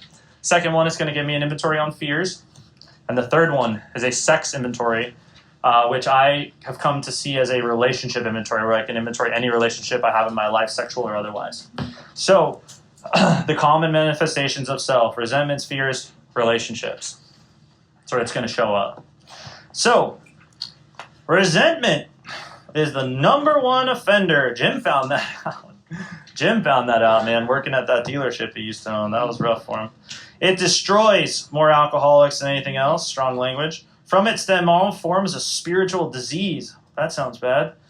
For I have not only been mentally and physically ill, I have been spiritually sick. Spiritual malady. Untreated alcoholism. Spiritual malady. Very important sentence here, and one I see almost everybody that's struggling trying to practice backwards, and this includes myself. Listen to what the book says. Ryan, when the spiritual malady is overcome, then you will straighten out mentally and physically. So what do I do instead? Come here, dry out, maybe go see a therapist, and then maybe I'll start to work on my spiritual condition, and meanwhile I'm getting sicker by the day. The book just said the opposite order, man. I need to treat the spiritual malady first, and then through God's help, I will straighten out mentally and physically, not the other way around. So consider if you're practicing that backwards or in some other order than what it's just suggested, and that could be the root of your problem. I found that to be the case for me a lot, right? I'm thinking I could just, talk out some more stuff with my therapist, and all of a sudden I'll magically feel better. Meanwhile, spiritual malady is building. In dealing with resentments, all right, this is where we'll go to the packet. So second page of the packet, we're going to get this resentment inventory, and I've kind of listed it out. I just want to kind of familiarize you with it, because this first paragraph here is going to give me a lot of instructions, quick, fast, and in a hurry, and it's going to give me how to create this inventory on page 65. So it's cool. We have the example, and then I'll have the packet where I could go through the example with you. So in dealing with resentment, so how am I going to deal with these resentments? They're the number one offender. They're going to kill me. Got to do something about it, right? Here we go. I set them on paper. The magic of pen to paper. Personally, if you were to look in my book, I can't even read some of the things that I've written. My handwriting is so atrocious. So I type it. Sorry if that really offends anybody, but I need to be able to read what I wrote. I found that to be more important than actually using a pen. We do live in an age with computers, so do whatever you want, but pen to paper to me also includes a computer in today's world. It's just me. You can think of that what you want. That's an opinion, not what the book said. So it says, on this paper, however I choose to write it, whatever color ink I want to use, I list some things, right? And so what it's giving me is the instructions for the first column. The resentment inventory has 4 columns. There's some debate about that because there's only 3 columns on page 65. So if you turn to page 66, you're going to get a whole set of instructions for what I call the 4th column, or what I love, somebody called it from the East Coast. It was the first time I ever heard this. They called it the turnaround. The 4th column is my part, or the turnaround, because it's going to flip everything on its head. So the first 3 columns get introduced on page 64 and 65, and the very first column is, on paper, I list these 3 things: people, institutions, principles with whom I am angry. Now, I have just done a 3rd step. I have agreed to invite God into every area of my life. It would be a fool's errand for me to sit down with my pen and paper and try to grind this list out myself. What I need to do, based on what the book has told me to do at this point, invite God into this process. God, please show me all the people, institutions, and principles with whom I am angry. Please give me the strength, inspiration, and direction to write these names down, no matter how pissed off I get, right? And if I get pissed off, no one's got a gun to my head, so put the pen down. Go smoke a cigarette or do whatever it is that you do. Come back, keep writing. So people, institutions, and principles, I listed some stuff out on this packet under step 4. People, pretty self-explanatory. The one big thing I like to encourage is Don't leave out people that are dead, right? They still matter, right? I go back as far as I can remember with God's help, list all the people with whom I'm angry with. Institutions is an interesting one. So a lot of people think, obviously it's places, but what types of places, right? It could be my job. I wrote the HOA 'cause that's always on my list. And I have a few rental properties. So I got like all these HOAs, and I'm just like, oh God help me with these people. They can be agencies like anybody got resentments against the government or the IRS. They can also be things, listen to this one, marriage, divorce, the church. Those are all institutions. Anybody got any resentments against marriage or divorce? Maybe the church? Yeah. Write those down. Principles. These are things that have been taught to me in life, some things that might be like the guiding forces of my life, right? I wrote down some examples. These are just personal to me. The second one specifically, always be honest. And this was my childhood. Don't be like your dad. That was the number one principle in my house. My dad was the alcoholic. My mom was the normie, and so a million times over, don't be like your father, don't be like your father. I made it 18 years, and then I became worse. An eye for an eye. Principles are also concepts like fear, love, anger, infidelity. Those are all principles. Maybe I have some resentment against those, so consider that idea, right? I list down everything. Now, a couple of things. I don't put any limitations on this. This is God's work, not mine. So there is no magic number, right? There is no magic number. The list is the list. Some people have been through a lot more than others. Doesn't really matter how old you are. Chances are if you're older, you've probably been through some more stuff. If you've been out on the streets, probably seen some stuff. My list the first time around was well over 100 names of people, principles, and institutions. And I just kept asking God, and he kept putting names in my head, and I just kept writing. When I do this 4-step, I found it very practical. One column at a time. So I'm not going to start on the second column, which we're about to get the instructions for. I'm not going to start on that until I finish the first column. Why? Well, imagine the first name that I wrote down on my first ever resentment inventory. You're going to see him on here. It's my father. I gave you the original one. It's what I wrote. And imagine if I write my dad's name down, who is one of the most difficult people in my life, somebody that I have the most experience with. And then I start writing why, and I start getting into how it's affecting me. Do you think I'm thinking about anybody else on the list, or am able to write anything else down once I have the heaviest, the biggest one of them all, the worst influence in my life, like the person that I have the most anger towards? If I start screwing around with these other columns, I'm not going to get through the whole list. So I do all of column 1, all the names first. Then start back, and I go to column 2. And so what does it say for column 2? Really simply, why are you angry, Ryan? This is my chance. This is where I get to write it out. And this is where I was going to show my sponsor that it was everyone else and not me. I was going to prove the third step. I was like, wait till you write some of this stuff down. Wait till you see what these people did. So the cause. Notice on page 65, it gives us a beautiful example. This is not meant to be the world's largest victim impact statement. This is meant to be bullet points, short little ideas. Keep it concise, 3 to 5 things. I mean, look at this inventory. That's the example, right? There's nothing on here that's pages and spiral notebooks. I've seen people come with like a full notebook, and I'm like, is there anybody you're not angry at? Like, is there any are you sure you got it all out? So again, it's not meant to be a lifelong endeavor. The process of the steps itself and me working them every day, that's a lifelong endeavor. But the 4th step is not meant to be a lifelong endeavor, right? Or a year-long endeavor. And the world's most fearful and exhaustive 4th step, that's the world's largest victim impact statement, that's not helping anybody. Some bullet points, short, concise statements. Why is this person angry? Listen to what's in the book, right? On page 65. Listen how simple these are. Why am I angry at Mr. Brown? His attention to my wife. Told my wife about my mistress. Yeah, that sucks. That's not good. She probably didn't like that very much. He might get my job at the office, right? If you go in the packet, I talk about this, right? So what did they do? And I gave some examples of some short statements. So I take each name from column 1, and I write the short statements in column 2, and I go one by one by one, all the way down, all through column 2. And I'm writing down, why am I angry? What did these people do, right? I've been waiting to get this out. Maybe my whole life I've been waiting to get this out. This is my chance. This is my moment. But let's not write a novel, okay?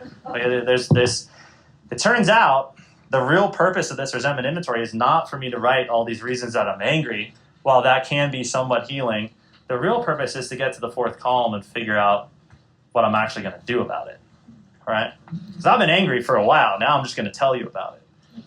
For the Seinfeld fans, it's like the airing of the grievances. If you ever heard of that episode in Seinfeld, right? I got a lot of problems with you people, and now you're going to hear about it, right? Like here's what's going to happen. Column 2, pretty simple.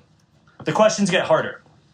Column 3, and this is where I kind of lay this out in the packet. So column 3, I list each item in the first 2 columns, how they affect me, right? So there's 7 areas, and then there's 3 kind of other considerations, like 3 terms to use these 7 areas. And that sounds kind of confusing because it is. And the book, I'm going to go through this, right? So it says, column 3, how it affects me, right? So there's some areas in my life. There's going to be 7 in total. And I'm going to go through them. It says, in most cases, I found that my self-esteem, area 1, my pocketbook, which is my money, and that's a big one for almost everybody I've ever worked with. Money's a big one.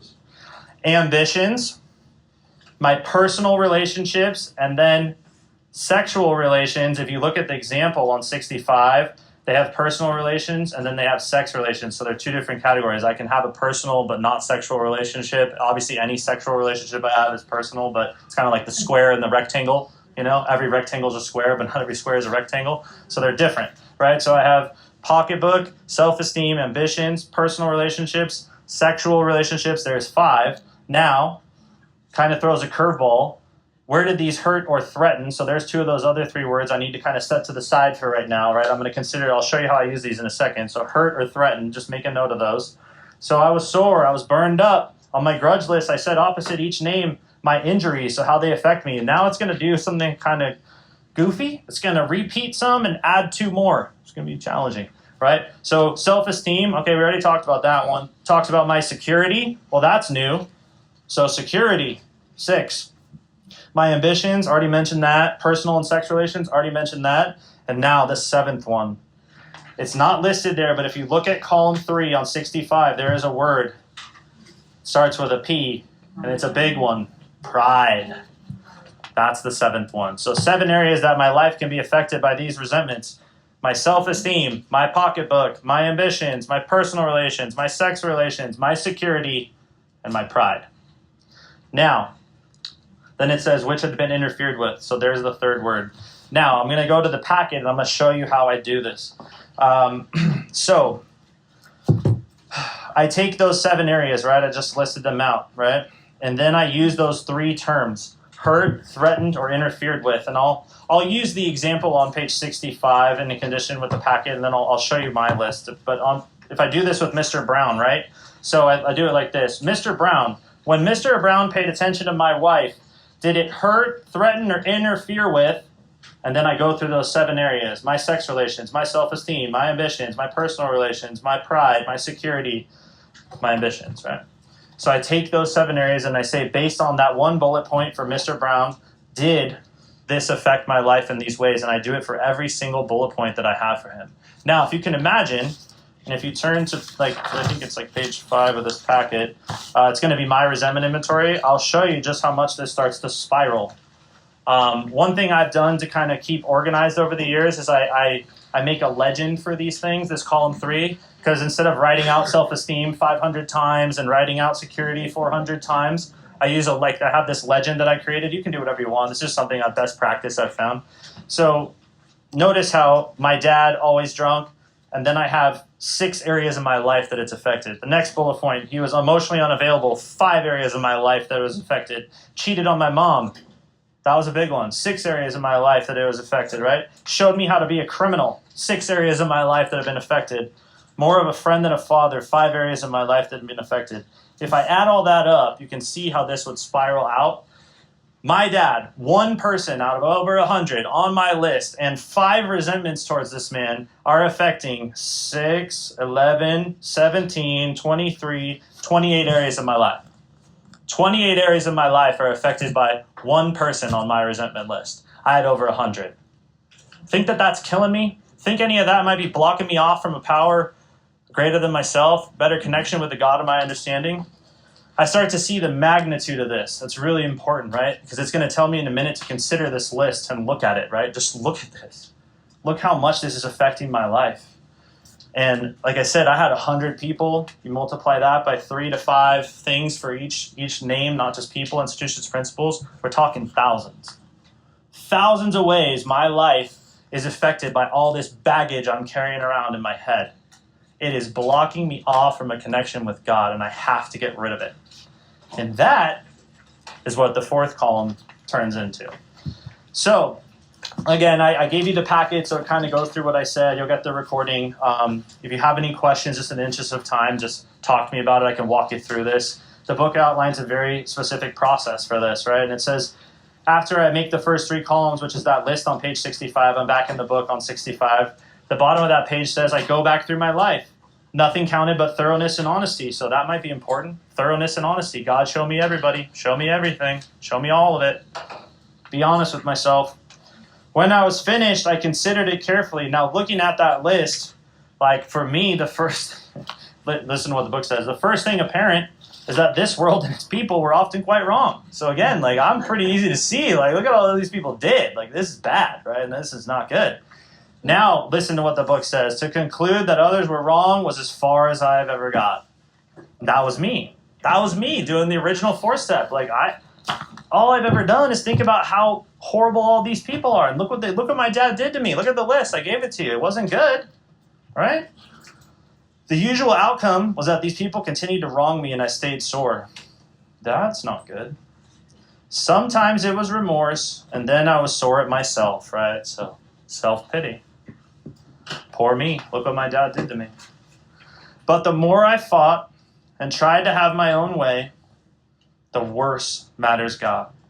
As in war, the victor only seemed to win. My moments of triumph were short-lived. That always reminds me of this. Like, say you break up with somebody, then it's like I do something to get back at them, like right away. I'll show them, right? Let's show them what they're missing. And maybe in that moment I get some triumph, and then a week later I'm crying over this person. Life is horrible. She left me. That's what that's talking about, right? There's no winning when I'm carrying the resentment and acting vengeful out of a resentment, right? And the book tells me in plain English right here, it is plain that a life which includes deep resentment leads only to futility and unhappiness. So all that stuff I wrote in those first 3 columns, all it's doing for me, futility and unhappiness. That's all it's doing for me. It's not accomplishing anything. Me being angry, me being upset, me being remorseful, living in self-pity over all that, it's killing me. To the precise, listen to this. And this speaks to me about my troubles are my own making. Here's what I do. This is what I was doing for a long, long time. To the precise extent that I permit these. I'm letting it happen. These people, places, these people, institutions, and principles are living rent-free up here. Some of them I hadn't even seen in 20 years. Some of them were dead. Like, the guy's dead, and I'm expecting him to come out of the grave and give me my apology so I can feel better about myself. Like, that's my selfishness and self-centeredness. I'm letting this happen. And to the exact extent that I permit that to happen, do I squander the hours that might have been worthwhile? I'm just wasting my life away on this, right? Like, they're probably off doing their own thing, getting married, having kids, having a great career, like probably haven't thought about me in 10, 15 years or, at least in the last 24 hours. Meanwhile, I'm sitting here and I'm this guy, this is the problem. Like this guy, I'm squandering the hours that could have been worthwhile, right? Just permitting these resentments to happen. But with the alcoholic, so again, now the book's going to do something kind of interesting. It's going to tell me that normal people can get away with stuff that I can't, right? But with the alcoholic, whose hope is the maintenance and growth of a spiritual experience, this business of resentment is infinitely grave. I call this page the death page. Consider how many times the book's going to tell me I'm going to die. First one happened right there. Infinitely grave means I'm going to the grave, right? Next sentence, I found it was fatal. That's number 2. When harboring such feelings, I shut myself off from the sunlight of the Spirit. So these are all the things that are blocking me off from a connection with God. The insanity of alcohol returns, and I drink again. That's bad. So bad so that, and with me, to drink is to die. So there's another way that the book tells me I'm going to die. If I were to live, I had to be free of anger. I have to get free of these resentments if I want to live. The grouch and the brainstorm. So a brainstorm, back then, the term that they're referring to, a brainstorm, is a sudden fit of anger, right? So like that sudden fit of rage, like me just getting really angry, just like that sudden fit. The grouch and the brainstorm and that sudden fit of anger were not for me. They may be the dubious luxury of normal men and women, but for an alcoholic like me, these things are poison. So all those resentments that cause me that sudden fit of anger, right? I think about this person and it immediately happens. I'm like, oh, I hate you. I hate you, right? That's a resentment. Like, oh, I just immediately think of all the stuff this person did. Now when I think about my dad, I think about all the great times that we had together. Yeah, this list was rough and it sucked when I wrote it the first time. But now, my dad's deceased. He died 3 years ago, untreated alcoholic his whole life. Now when I think about my dad, I think about the times we played golf together. He coached my Little League teams. He loved me. That's how I see him today. Because I got free of this, right? That's what this can do. You see the list. Like, I'm not hiding it from you. You guys can see what he did. So anyway, if I were to live, I had to be free of anger, grouch, and brainstorm. Okay. These things are poison. So poison, I don't know about any of you, but if I drink poison, that could probably kill me. I turn back to the list, right? It's giving me this, I have this new way of kind of looking at this list. I'm starting to see some stuff, right? Like this stuff's killing me. I'm letting it happen. What am I going to do about it? I turn back to the list. It holds the key to the future. Well, that's cool. That's good. That's good. I need that. I need the key to the future. I'm prepared to look at it from an entirely different angle. Am I prepared to do that? Why would I be prepared to do that? Maybe because for the last paragraph and a half, it just told me I'm going to die if I don't. That's a pretty powerful motivator, so consider that. Are you willing to die for your anger? It's a valid question. I begin to see that the world and its people really dominated me. Yep. I have 500 ways my life is being affected by all these resentments. Yeah, dominated me is an understatement. In that state, the wrongdoing of others, fancied or real, had the power to kill, to actually kill. Which told me again I'm going to die. How could I escape? I saw these resentments must be mastered, but how? I might go a couple minutes over just because I want to get through this fourth column, and then we'll stop after the resentment inventory. I'll pick up the rest, but just bear with me here. I could not wish them away any more than alcohol. So again, this idea of just like, oh, I just hope these resentments go away, and I think if I do enough, therapy, they'll probably go away. Maybe, maybe not. I don't know if I'm willing to waste my life on that, and my experience was none of them were going away, so I might need to do something about it. So here's my course, column 4. First, I have to get in the right mindset to do this. So it just told me I need a new way of looking at this. How am I going to get there? It's going to tell me right now. I realized that people who wronged me were perhaps spiritually sick. Look at my dad. Pretty spiritually sick person, as it turns out. And my sponsor helped me see that. He's like, Ryan, your dad was sick, man. Spiritually sick people do spiritually sick things. Everybody on my list, everything on my list is spiritually sick in their own way, just like me. It's going to tell me that right now. Though I did not like their symptoms, column 2, and the way it disturbed me, column 3, they, like me, were sick too. Now we get 2 very powerful prayers, the sick man's prayer and the angry man's prayer. And I use these to get in the right mindset to write this 4th column. God, please help me show the same tolerance, pity, and patience that I would cheerfully grant a sick friend, or even better, that I would want someone to cheerfully grant a sick person like me. When a person offended, I said to myself, this is a sick man. God, please show me how I can be helpful. God, please save me from being angry. Why? Because my anger is going to kill me. These are sick people. Spiritually sick people do spiritually sick things. I'm a spiritually sick person. I've done spiritually sick things. It's all tying together, right? This is that new way of looking at this. God, please save me from being angry. Thy will be done.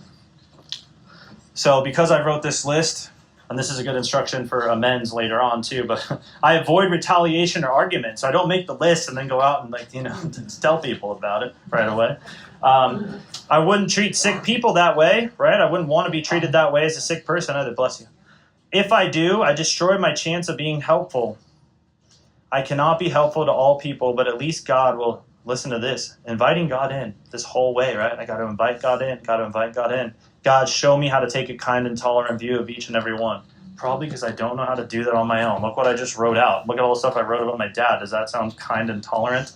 Column 2. Right? I refer to my list one more time. I have this new way of looking at it. I have these prayers. I'm going to use them for every single bullet point, for every single name. Please show me that this is a sick person. How can I be helpful, right? I need a new way of looking at this or I'm going to die. I refer to the list again. I put out the minds of the wrongdoings of others, right? So I ignore column 2, right? I ignore column 2. And I say, Ryan, let's look at your own mistakes. For the first time, let's take a look in the mirror. Here's column 4, the turnaround. It's going to give me 5 questions to ask myself. And if you look at column 4, I'll go through my resentment inventory because it's not listed on 65, right? So the 5 questions are, where was I selfish, right? Selfish and self-centeredness, that's the root of my trouble, so that might be a big one. Where was I dishonest? Well, I'm a liar, so I lied to myself, right? Where was I self-seeking? Where was I frightened or afraid? And then it gives me this beautiful sentence, right? This is really important to consider. Though a situation had not been entirely my fault, right? So I'm not saying that like what my dad did was correct. Like we're acknowledging that he did some stuff wrong, right? We're not saying that.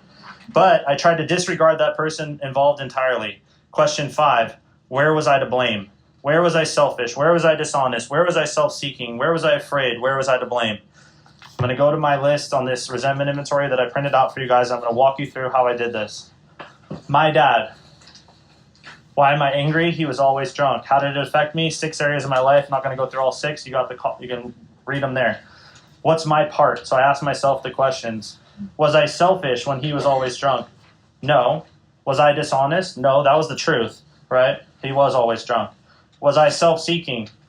Not that I could see at that time. Today, I actually kind of see it a little bit different, right? I was self-seeking because I wanted attention and I wasn't really getting it, but that came later. This is the original one. Now, this next one is very interesting, right? This is where I came to terms with my part, with this particular part. Where was I afraid? And so what I wrote was, I was afraid to talk to him about it, right? Where was I to blame? I became a drunk myself. Became a hypocrite, right? I'm mad at my dad because he's always drunk. And by the time I've written this inventory, I'm always drunk, right? I perpetuated the cycle. I go through every bullet point, every name, and I ask those 5 questions. And then as the book says, the inventory was mine, not theirs, so I need to find this stuff if I want to get free of it. I saw my faults and I listed them. I placed them before me in black and white. I admitted my wrongs honestly, and it's going to lead me into amends. I was willing to set these matters straight. And we will pick up there next time.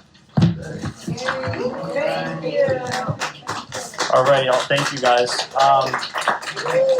Let's again, just a reminder: if you're in the room, just take care of your little personal space, and we'll take care of the big picture. If we could close with another moment of silence in the Serenity Prayer, and again, we'll pick up on page, I believe that was 64 next time. All right, guys. A moment of silence, and then we'll get out of here with the Serenity Prayer. God, grant me the serenity to accept the things I cannot change, courage to change the things I can, and wisdom to know the difference. Thanks, y'all.